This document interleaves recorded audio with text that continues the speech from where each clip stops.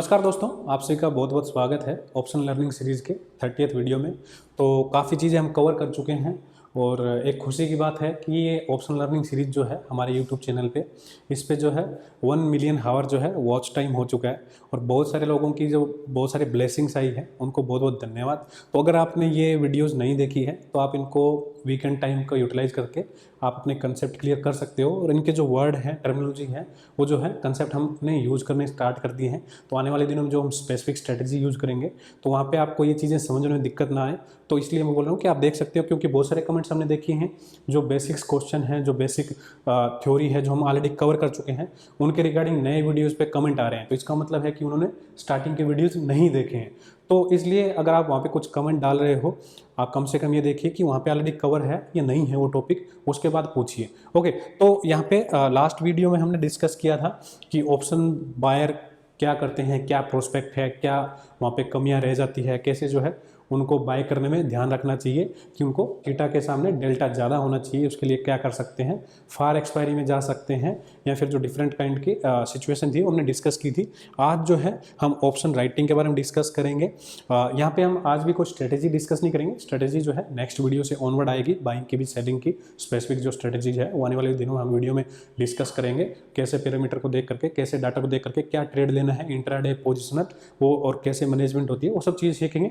लेकिन आज के वीडियो में हम समझेंगे कि ऑप्शन जो है राइट क्यों करना है, सेल क्यों करना है। राइटिंग और सेलिंग सेम ही मतलब है, क्योंकि मोस्टली रिटेलर जो है वो सेल समझते हैं, इसलिए हम सेलिंग ही यूज कर रहे हैं। इसमें जो लिखा हुआ राइटिंग का मतलब और सेलिंग का मतलब सेम है। सेलिंग का मतलब वैसे तो जो बाय किया है उसको सेल करना भी हो सकता है, लेकिन यहाँ पे जो हम सेल यूज कर रहे हैं उसका मतलब सिर्फ और सिर्फ राइटिंग है, यानी कि हम जो है हमारे पास ऑलरेडी एग्जिस्टिंग पोजीशन नहीं है, हम जो है पहले से बेच रहे हैं, एडवांस में बेच रहे हैं। ओके, तो ऑप्शन सेल क्यों करना चाहिए और जो आम रिटेलर हैं ज़्यादातर वो क्यों इसको अवॉइड करते हैं, और जिन्होंने ऑप्शन सेलिंग स्टार्ट की रिटेलरों ने, उनको क्या क्या दिक्कतें आई या फिर क्या क्या दिक्कत उनको आ सकती है अगर आप प्लान कर रहे हो, यानी कि वो कौन सी गलतियां हैं जिनसे आपको बचना है या फिर आप भुगत चुके हो, अभी आपको और इम्प्रूव करना है। ठीक है, और उसके बाद जो है पोजिशनल और इंट्राडे सेलिंग में क्या फ़र्क है वो हम एक ब्रीफ व्यू वहाँ पे लेंगे। उसके बाद जो है एक सच्चाई जो है, सीक्रेट जो है मार्केट का, वो आपके साथ शेयर करेंगे। ओके, तो सबसे पहली बात आती है कि ऑप्शन सेल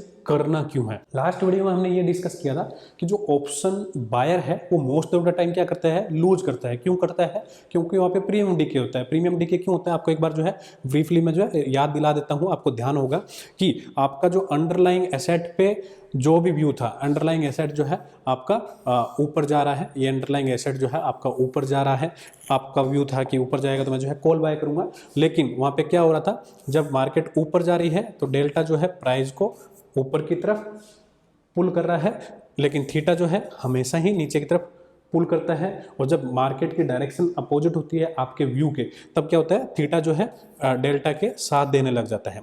ठीक है, तो डेल्टा और थीटा दोनों मिलकर के क्या करते हैं, धीरे धीरे धीरे धीरे धीरे धीरे ऑप्शन के प्राइस को कम कर देते हैं, जिसे हम ऑप्शन का प्रीमियम डीके भी बोलते हैं। डीके कैसे काम करता है, किन किन चीज़ों से पता लग जाएगा डीके हो रहा है, वो नेक्स्ट वीडियो में आपको पता लगेगा। तो यहाँ पे मेनली क्या हो रहा था कि मोस्ट ऑफ द टाइम क्या हो रहा था, ऑप्शन जो बायर है ज़्यादातर बार तो ये हो रहा था कि जैसे ही उसने बाय किया, बाय करने के सेम डे ही वो लॉस में आ जाता है और उसको जो है रिकवर करना काफ़ी मुश्किल हो जाता है।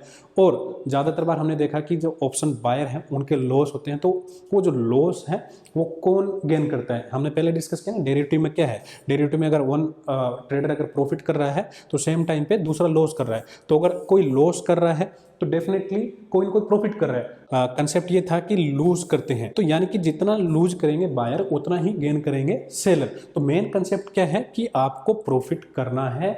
जब बायर लूज करेगा तब सेलर को मिलेगा और वो अमाउंट धीरे धीरे आपका बढ़ता जाएगा, क्योंकि प्रॉफिट इसमें कम है। हमने डिस्कस किया ना पे ऑफ ग्राफ में क्या, कि बायर के लिए क्या है, बायर के लिए प्रॉफिट जो है अनलिमिटेड है। बायर का पे ऑफ ग्राफ कैसे बना था, बायर का पे ऑफ ग्राफ ऐसा बना था।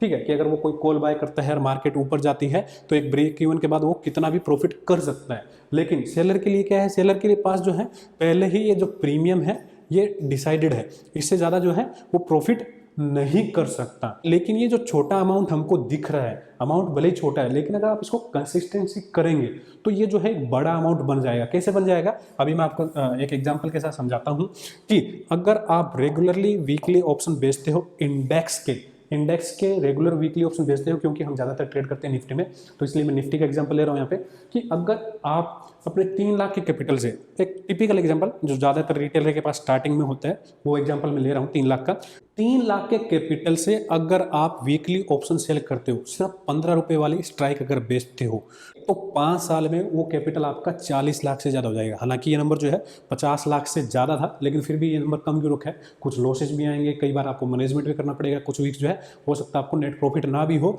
और इसमें जो है हमने काउंट किए हैं साल के 48 वीक्स काउंट किए हैं, जबकि 52 वीक्स जो है ट्रेडिंग होता है, तो 4 वीक्स वो अलग से छोड़ दिए और कुछ जो है हमने ऊपर से मार्जिन भी निकाल दिया। तो क्या ये पॉसिबल है या फिर मैं ऐसे मतलब हवा में फेंक रहा हूँ?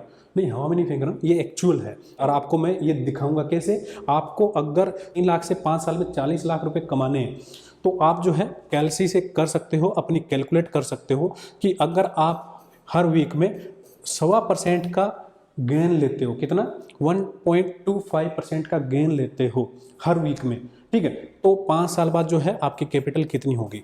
ये 50 लाख से ज़्यादा होगी, ये 50 लाख से ज़्यादा होगी। और जो मैं ये बोल रहा हूँ 15 रुपये प्रीमियम, 15 रुपये के प्रीमियम पे क्या मिलेगा? आपके 3 लाख का कैपिटल अगर यूज हो रहे हो, अगर आप स्ट्रेंगल बेचते हो 15 रुपये का कॉल, 15 रुपये की पुट, आप जो है 2,60,000 रुपये में आज के टाइम पे 15 रुपये की स्ट्राइक का 2 लॉट बेच सकते हो दोनों साइड का, ठीक है। तो 15 रुपये का प्रीमियम का क्या मतलब है कि आपको 15 × 4 60 पॉइंट मिल रहे हैं।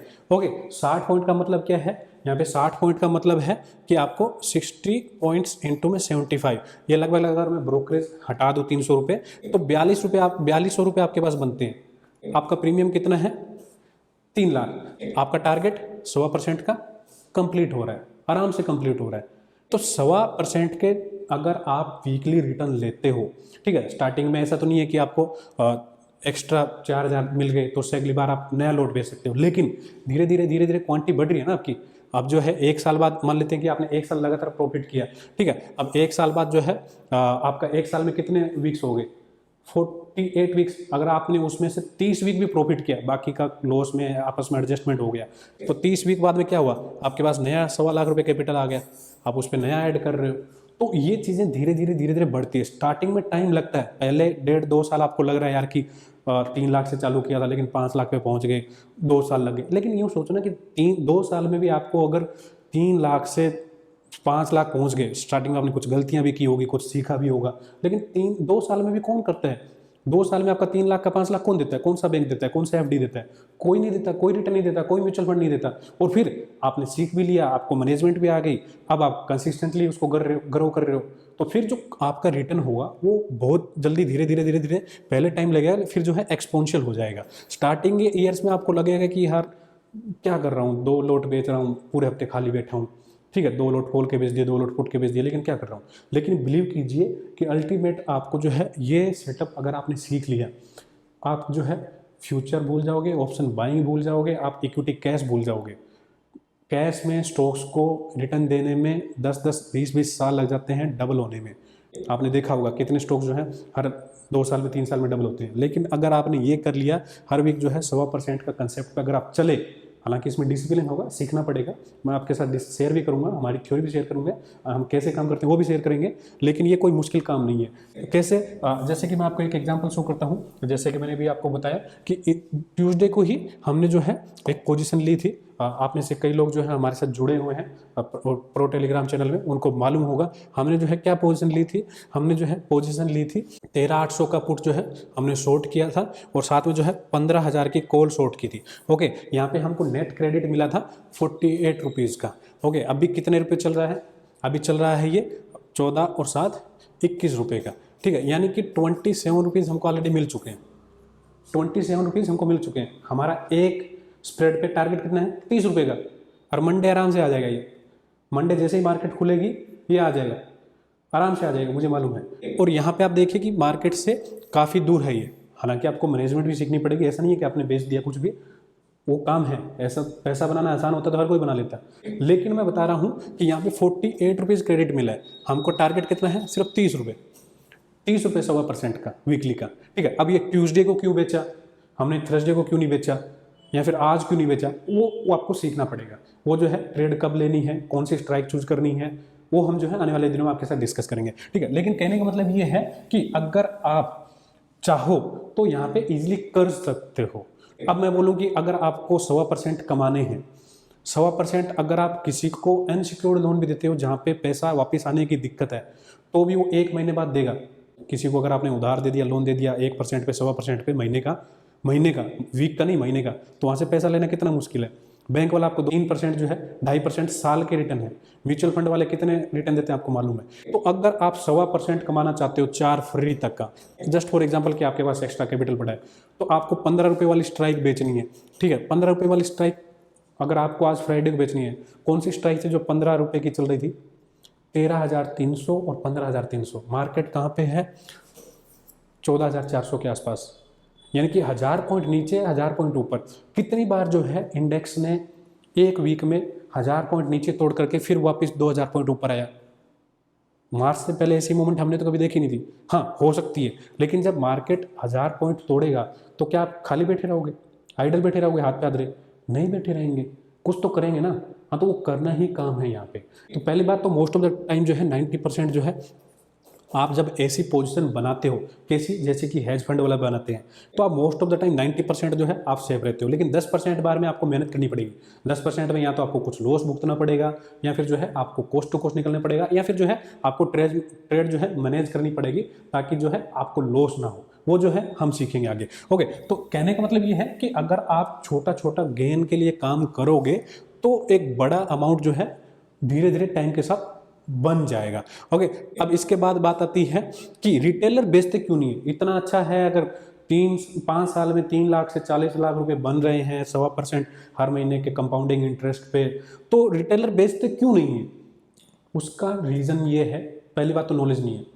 जितने भी ऑप्शन ट्रेडर ये वीडियो देख रहे हैं, क्या आपको पहले दिन से पता था? अगर आप सीए हो तो अलग बात है, आपने स्पेसिफिक स्टडी की है तो अलग बात है, वरना जो हम जैसे लोग जो पहले इक्विटी में आए, जिन्होंने पहले म्यूचुअल फंड में इन्वेस्ट किया, फिर कैश में आए, इक्विटी में आए, इक्विटी के बाद में उन्होंने डेरिवेटिव की सोची, फ्यूचर एंड ऑप्शन की सोची, क्या उनको पहले दिन से मालूम था कि ऑप्शन बेचना चाहिए? मुझे तो नहीं मालूम था, मेरा एक्सपीरियंस तो ये बिल्कुल नहीं है। हमने बिल्कुल पहले म्यूचुअल फंड से स्टार्ट किया, फिर कैश में आए, कैश में अच्छा खासा काम चल रहा था, फिर जो है फ्यूचर में आए, और फ्यूचर से ज़्यादा फिर पता लगा ऑप्शन होता है, फिर ऑप्शन में आगे बर्बाद हो गए। सबका एक्सपीरियंस यही है ना, स्टार्टिंग में ऑप्शन बाइंग से स्टार्ट करते हैं। तो इसलिए सबको पहली बात तो एक्सपीरियंस नहीं है, नॉलेज नहीं है कि कैसे करें। दूसरा क्या है, जिनको नॉलेज हो भी गई, अब मालूम आपको भी है कि ऑप्शन बेचने से पैसा बनेगा, लेकिन फिर भी दिल तो करता है ना ऑप्शन बाय करने को, करता है ना।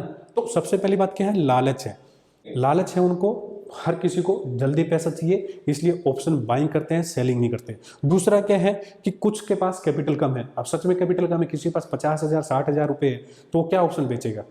लेकिन बहुत सारे लोग आपको यूट्यूब पे मिल जाएंगे जो 50,000 रुपये में ऑप्शन सेल करवा देते हैं, लेकिन मैं तो बिल्कुल रिकमेंड नहीं करूंगा। मैं तो बोलूंगा कि अगर 3 लाख से कम कैपिटल है तो ऑप्शन सेलिंग में मत आओ, वेट कीजिए, आप इक्विटी में काम कीजिए।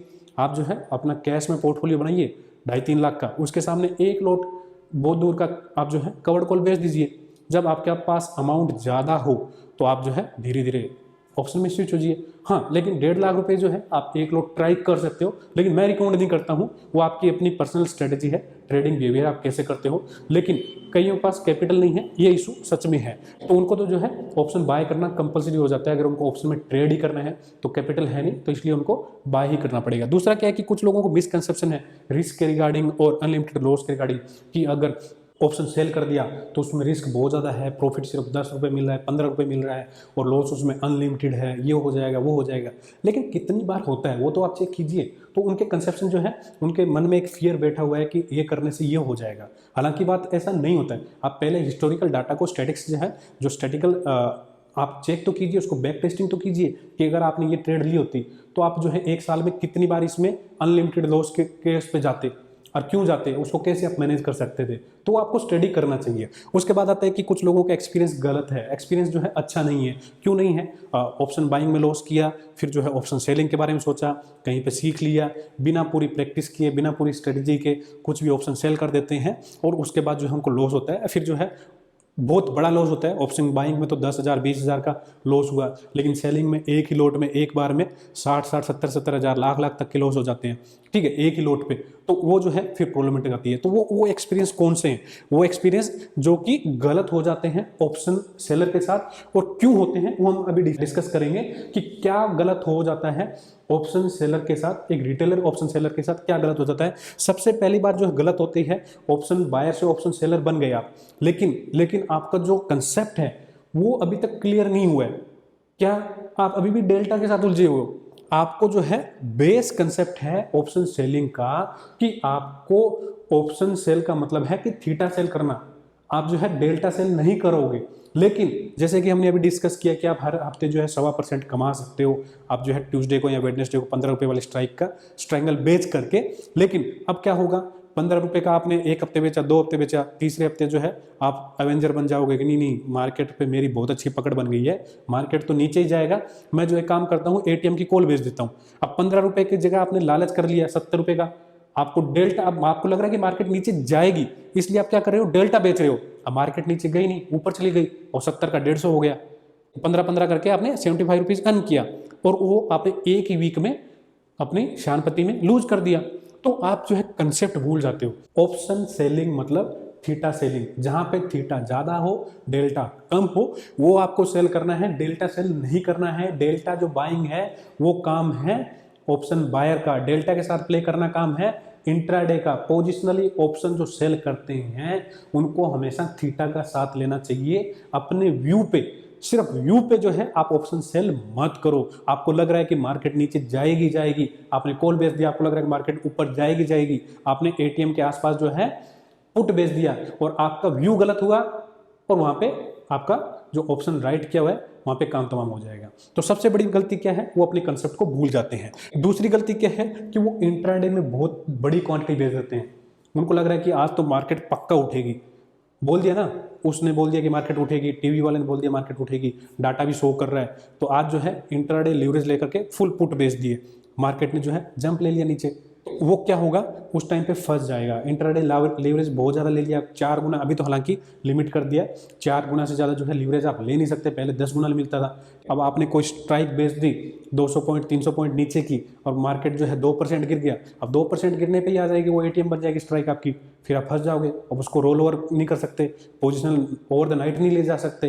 क्यों नहीं ले जा सकते? क्योंकि मार्जिन की कमी है, तो वहाँ पे आपको लॉस भुगतना पड़ता है। तो ये एक बैड एक्सपीरियंस है जो इंट्राडे में सेल स्टार्टिंग करते हैं ऑप्शन राइटिंग में। तीसरा जो है वो नेकेड स्टॉक्स के ऑप्शन बेच देते हैं। अगर आप नेकेड इंडेक्स के ऑप्शन बेच रहे हो, आप उसको मैनेज कर सकते हो, लेकिन स्टॉक के ऑप्शन मैनेज नहीं हो सकते।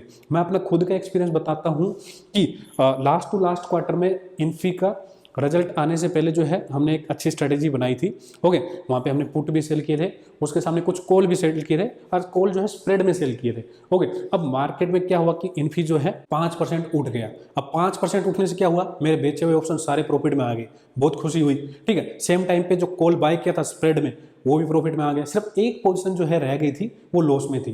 तो मैंने क्या किया, जितनी प्रॉफिट वाली पोजिशन थी सब बुक कर ली कि 6% तो उठ गया ना, अब और कितना उठेगा। नेक्स्ट डे इन्फी जो है 10% ऊपर खुला। आप बिलीव कर सकते हो, एक लोट पे जो है 70,000 रुपये का फटका लगा था एक लोट पे। तो यानी कि पहले दिन जो कमाया वो तो गया ही गया, साथ में जो है अलग लॉस हुआ। तो यानी कि स्टॉक्स के जो ऑप्शन हैं वो मैनेज नहीं होते। हालांकि वो पोजीशन मैनेज थी, लेकिन वहां पे ग्रीड की वजह से जो मैनेज पोजीशन थी उसके जो प्रॉफिटेबल लेग थी वो निकाल दी। तो क्या थी, एक गलती थी, वहां पे डिसिप्लिन में ब्रेक आया, उसकी सजा नेक्स्ट डे मार्केट ने ली। तो स्टॉक्स के ऑप्शन जो है मैनेज नहीं हो सकते, इंडेक्स के ऑप्शन आप मैनेज कर सकते हो। तो स्टॉक्स में नेकेड ऑप्शन बेचना काफी खतरा है। स्टॉक्स में ऑप्शन आप तभी बेचिए जब आपको पुट कैश कोड बेचना हो, या फिर आपके होल्डिंग के सामने आपको कवर्ड कॉल बेचनी हो। तो जो स्टॉक्स में ऑप्शन में काम करते हैं वो बहुत ज़्यादा रिस्क लेते हैं। आप पैसा बनाने के लिए मेरी एडवाइस ये है कि स्टॉक्स के ऑप्शन में दूर रहिए। हालांकि आप बड़े से बड़े लार्ज कैप को चूज कर लीजिए। इन्फी का मैंने आपको एग्जांपल बताया, आप रिलायंस का एग्जांपल ले लीजिए, आप HDFC का एग्जांपल ले लीजिए, ये स्टॉक्स भी एक दिन में 5-5, 6-6% की मूव कई बार दे देते हैं। तो उस केस में आपके जो बेचे हुए ऑप्शन हैं वो आप मैनेज नहीं कर पाओगे। तो अगर आपको कंसिस्टेंटली आपको इंडेक्स के ऑप्शन में काम करोगे तो वो ज़्यादा सेफ है एज कंपेयर टू स्टॉक्स के ऑप्शन। ओके, दूसरा जो है वहाँ पे ये है कि कई बार जो है IV और वोलेटिलिटी में फंस जाते हैं। हाई IV पे वो क्या करेंगे, वहाँ पे अपनी पोजीशन जो है निकाल देंगे, और क्या या फिर क्या करेंगे, बहुत कम IV है वहाँ पे जो है ऑप्शन बेच देते हैं, उसके बाद IV बढ़ना चालू हो जाता है, तो उनको लग रहा है कि यार प्रीमियम मेल्ट ही नहीं हो रहा, क्या करें।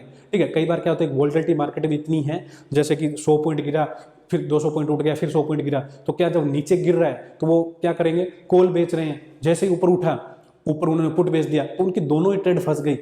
तो जब हायर वोलेटिलिटी आती है तो वो जो है अपनी ट्रेड को रिपेयर करने के लिए एक्स्ट्रा लॉस कर देते हैं। तो ये जो कुछ गलतियां हैं जो मोस्ट ऑफ द रिटेलर करते हैं या कर सकते हैं, या फिर आपने भी किया होगा। दूसरा जो है स्प्रेड गलत ले लेते हैं, जैसे कि इन्होंने कुछ जो कैलेंडर स्प्रेड बनाते हैं कुछ लोग, वो क्या करते हैं मंथली ऑप्शन को सेल कर देंगे, वीकली ऑप्शन को बाय कर लेंगे। ये बिल्कुल गलत है, कहाँ से सीख के आए पता नहीं। हमको बड़ा सिंपल फंडा है कि थीटा ज्यादा बेचना है। थीटा ज्यादा कहाँ होता है, करंट वीक में, लेकिन वो बोलेंगे कि प्रीमियम तो ज्यादा नेक्स्ट वीक में है, मंथ में है। तो आपको ये समझना चाहिए कि करंट वीक में आपको बेचना है।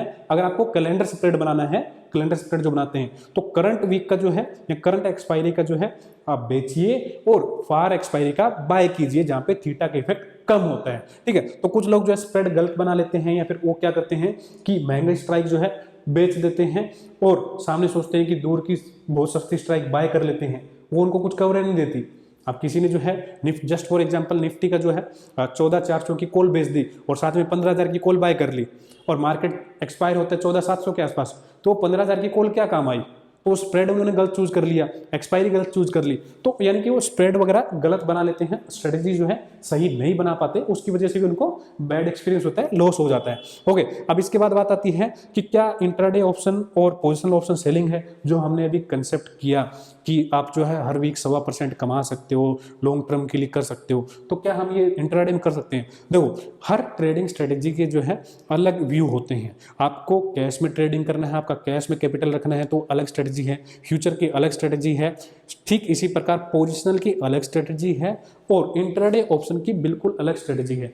पोजिशनल जो हम बेचते हैं वहां पे सिर्फ और सिर्फ हमको थीटा मिलता है, हम जो है टाइम डीके का फायदा उठाते हैं, टाइम निकलता जा रहा है, प्रीमियम हमारा होता जा रहा है, हर वीक हम रोल ओवर करते जा रहे हैं, मार्केट कहीं भी हो उसके अकॉर्डिंगली जो है हम एक स्ट्राइक चूज करते हैं, एक प्रीमियम चूज करते हैं, बेच रहे हैं, टाइम पास हो रहा है, हमको गेन मिल रहा है। लेकिन इंट्राडे में अलग है, क्यों, पहली बात तो जो प्रीमियम डीके है वो क्या है, पूरे टाइम का खेल है, ओवरनाइट खेल है। ठीक है, जो आपने पोजिशनल बेची उसमें क्या 2 दिन तो छुट्टी आ रही है, सैटरडे संडे की, वो आपको बेनिफिट हुआ, और हर रोज रात को जो है वो प्रीमियम डीके हुआ जा रहा है। इंट्राडे में क्या है, नाइट नहीं है, छुट्टी नहीं है, आपके पास 6 घंटे है, हाँ 6 घंटे में आपको बेनिफिट मिलेगा, लेकिन डेली नहीं मिलेगा। आपको जो है टाइम और डे पे डिपेंड करता है कि आप क्या करना चाह रहे हो। जैसे कि हमने कई बार आपके साथ शेयर किया कि फ्राइडे को जो है प्रीमियम मेल्ट नहीं होते, तो फ्राइडे को आप इंट्राडे ऑप्शन बेच लो, कितना भी बेच लो। जैसे कि आज भी बेचे होंगे, मार्केट जो है ऊपर से 200 रुपये गिरा है, और कॉल के प्रीमियम बड़ी मुश्किल से 10 रुपये गिरा, 10 रुपये प्रीमियम गिरा है। 200 रुपये के मार्केट की डाउनवर्ड मूवमेंट पे कॉल के प्रीमियम 10 रुपये 12 रुपये गिर रहे हैं। ठीक है, थोड़ा सा ATM के बाहर के स्ट्राइक की मैं बात कर रहा हूँ, तो वहाँ पे फ्राइडे को प्रीमियम मेल्ट होता ही नहीं है। जो नॉर्मली हम मंडे को, ट्यूसडे को और वेडनेसडे को स्ट्रेंगल पे ऑन एवरेज 10 से 15 रुपये 20 रुपये कमाते हैं, फ्राइडे को बड़ी मुश्किल से वो 5 रुपये 6 रुपये रहते हैं, और वो भी ज्यादातर क्या है, पहले 1 बजे तक तो उसमें प्रीमियम में कुछ फॉल आता ही नहीं है, 1 बजे 1:30 बजे के बाद ही उसमें प्रीमियम में फॉल आता है। ओके, दूसरा जो है टाइम का इफेक्ट है। बहुत सारे लोग जो है एक्सपायरी वाले दिन ऑप्शन सेल करते हैं, उनसे मैंने कितनी बार कहा है कि एक्सपायरी वाले दिन 1:45 बजे के बाद में कोई भी ऑप्शन जो है होल्ड मत रखो, होल्ड मत रखो। आपने रिसेंट का एग्जांपल देखा ना, इस वीक में क्या हुआ, 1:45 बजे तक बिल्कुल सही चल रहा था, और 2 बजे के बाद क्या हुआ, जो ऑप्शन सुबह 10 रुपये का बेचा 2 बजे का 1 रुपये का हो गया, लेकिन 1 रुपये का होने के बाद अगले 1 घंटे में वो 150 रुपये का हो गया। तो पूरे दिन में अर्न किया 9 रुपये और अगले 1 घंटे में लॉस किया 150 रुपये।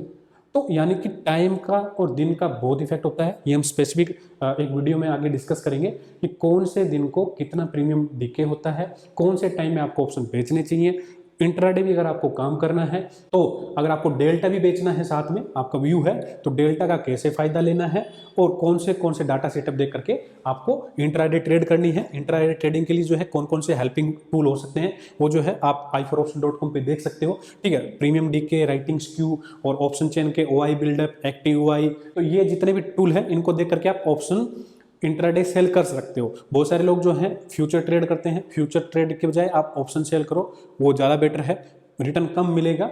लेकिन अगर आप सिर्फ ऑप्शन में ही करना चाहते हो, फ्यूचर में आप मैनेज नहीं कर सकते, फ्यूचर में प्राइस जो है फ्लक्चुएशन बहुत जल्दी होती है, 1 मिनट में जो है निफ्टी का फ्यूचर 20 रुपये ऊपर नीचे हो जाता है। जैसे कि आज के दिन में मूवमेंट हो रहा था, 1 मिनट में 70 रुपये की मूवमेंट आ रही थी।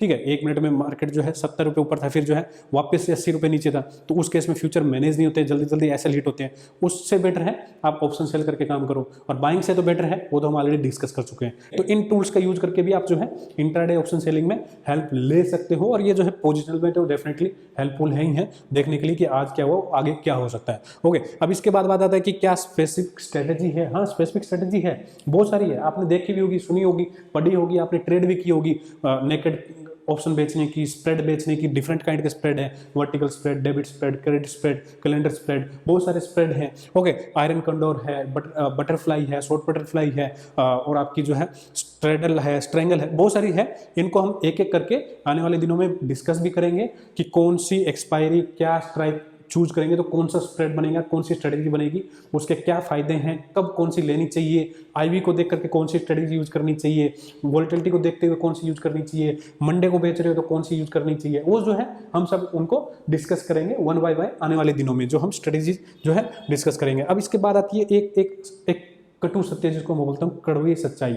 वो क्या है कि जो मार्केट को बनाने वाले हैं ना, जो बड़े हैंड हैं, जिनके अच्छे फाइनेंशियल साउंड हैं, जिनके पास पैसा है, जिनका फंडीज कह सकते हो, वो चाहते हैं कि आप और हम सिर्फ और सिर्फ ऑप्शन बाय करें। क्यों? क्योंकि मैंने बताया ना कि उनके टारगेट छोटे छोटे हैं। वो चाहते हैं कि हमको 1.25%, 1% मिल जाए, बहुत है, इसका इतना बहुत है। वो कब मिलेगा? जब आप ऑप्शन बाय करेंगे। बाय कौन करेगा? आप और हम।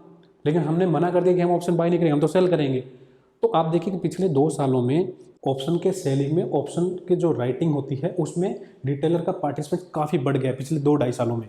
और इसकी वजह से उनको प्रॉब्लम हो रही है। वो नहीं चाहते कि आप ऑप्शन बेचो। इसके लिए क्या किया उन्होंने? इसके लिए जो है उन्होंने ऑप्शन के नेकेड जो ऑप्शन है उनके मार्जिन बढ़ा दिए।